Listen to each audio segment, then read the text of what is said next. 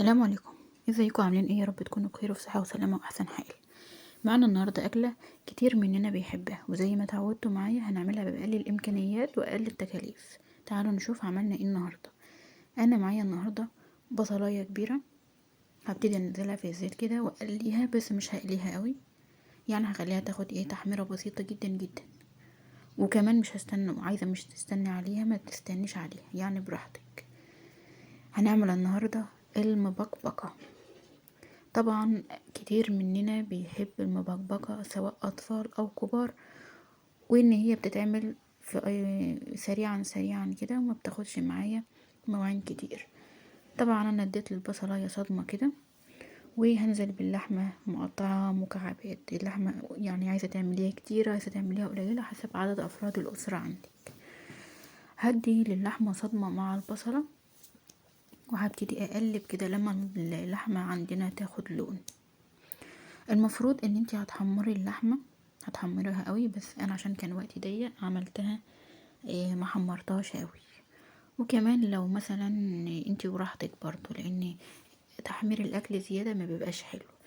وهحط، انزلي بصي، عايزه اقولك حطي جميع البهارات الموجوده عندك. انا عندي خلطه فلفل وكمون وكزبره ناشفه وقرفه وجنزبيل وشطه وكركم وكاري وحبهان ومستكه ومقلعه سكر وفلفل اسود. هنزل بكل دول كده على الزيت مع البصلاية مع اللحمة، وهقلبهم مع بعض لحد ما يكونوا معايا بالمنظر اللي انتوا شايفينه ده.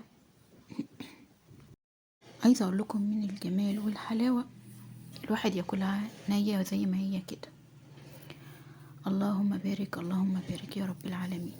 دلوقتي هحط مقلعة صلصة، طبعا دي برضو اختياري براحتك برضو. هنزل بمقلعة الصلصة وهديها تقليبة كده وتشويحة كده على النار. الصلصة لما بتنزل على النار كده بتدينا فوليوم حلو.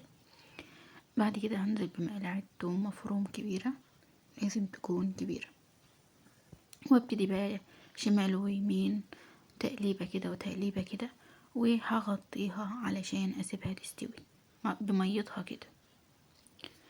دلوقتي بقت بالمنظر ده بعد التقليب.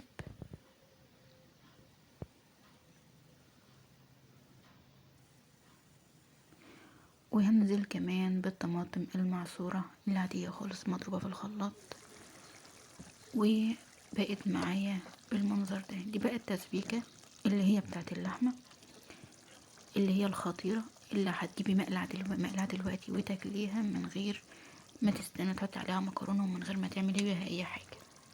والله لو عملتها كده وعلى شوية رز وحطيتي فيها كمان بطاطسية تبقى معاكي زي الفل. لو وصلتوا لغاية هنا ما تنسوش اللايك.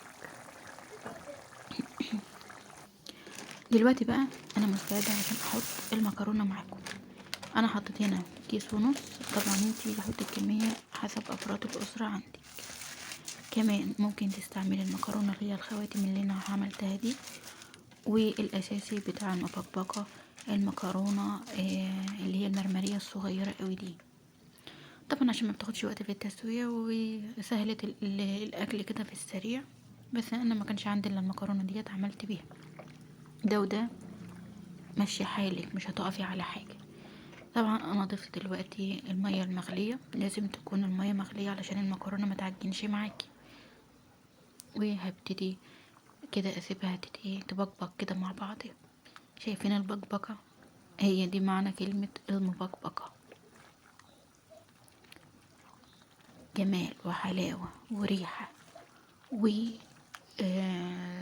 حاجة فوق الخيال، وحاجة عظمة عظمة عظمة. مكرونة مفلفلة معايا، مش معجنة مش مهرية، اللحمة زي الفل مستوية. انا هنا كده بقولكوا بتبقبق، بوريكوا كده بتبقبق ازاي. البقبقة ديت من اسمها. اللحمة عندي مستوية زي ما انتوا شايفين كده. وبألف هنا وشفا على قلبكم. ولو عجبكم الفيديو ادعموني باللايك والشير، ودعوة حلوة في ظهر الغيب عشان استمر. ودعمكم وحبكم ليا هيخلي القناة تكبر بيكم. واشوفكم على خير في فيديو جديد، ومع السلامة والى اللقاء. السلام عليكم.